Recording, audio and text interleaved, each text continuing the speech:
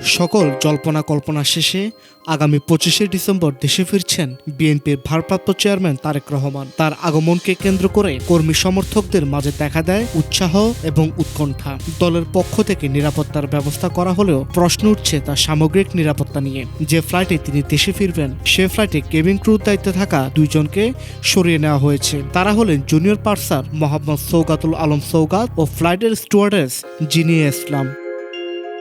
বিমান বাংলাদেশ এয়ারলাইন্সের দায়িত্বশীল একটি সূত্র থেকে বিষয়টি নিশ্চিত করেছে। সূত্র জানায় তারেক রহমানের লন্ডন থেকে ঢাকায় ফেরার প্রেক্ষাপটে সংশ্লিষ্ট ফ্লাইটের নিরাপত্তা ও ভিআইপি ব্যবস্থাপনা বিবেচনায় এই সিদ্ধান্ত নেওয়া হয়েছে। তারেক রহমান আগামী 25শে ডিসেম্বর ঢাকায় পৌঁছানোর কথা রয়েছে। বিমান সূত্রের তথ্য অনুযায়ী গোয়েন্দা প্রতিবেদনে উল্লিখিত রাজনৈতিক সংশ্লিষ্টতার ভিত্তিতেই ওই দুই কেবিন ক্রুকে ফ্লাইটের দায়িত্ব থেকে প্রত্যাহার করা হয়েছে। সামাজিক যোগাযোগ মাধ্যমে তাদের আওয়ামী লীগের একাধিক নেতার সঙ্গে ছবি ছড়িয়ে পড়ার পর বিষয়টি নতুন করে আলোচনায় আসে। অভিযোগ রয়েছে তারা নিয়মিতভাবে সাবেক সংসদ সদস্য শেখ সেলিমের ফ্লাইট পরিচালনার দায়িত্বে ছিলেন।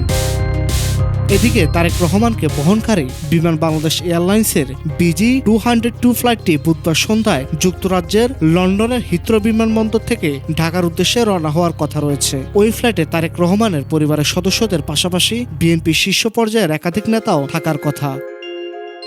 বিমান সূত্র আরও জানায়, গোয়েন্দা প্রতিবেদনে ওই দুই কেবিন ক্রুর রাজনৈতিক সংশ্লিষ্টতা ছাড়াও ভিআইপি যাত্রীর নিরাপত্তা নিয়ে সম্ভাব্য ঝুঁকির বিষয়টি উল্লেখ করা হয়। এসব বিবেচনা তাদের ফ্লাইট থেকে সরিয়ে দেওয়া হয়। পরবর্তীতে ফ্লাইটে জুনিয়র পার্সার মোস্তফা, ফ্লাইট স্টুয়ার্ডেস আয়াতকে অন্তর্ভুক্ত করা হয়েছে বলে জানিয়েছে বিমানের ফ্লাইট সার্ভিস বিভাগ। এই ঘটনায় অনেকে মন্তব্য করেছেন, সামনে থেকে এসব খুঁটিনাটি বিষয়গুলো নিরাপত্তার সাথে কখনো ছাড় দিতে নেই, কারণ এই খুঁটিনাটি থেকেও তারেক রহমানের নিরাপত্তা বিঘ্নিত হওয়ার সম্ভাবনা রয়েছে। News desk, Dhaka digit.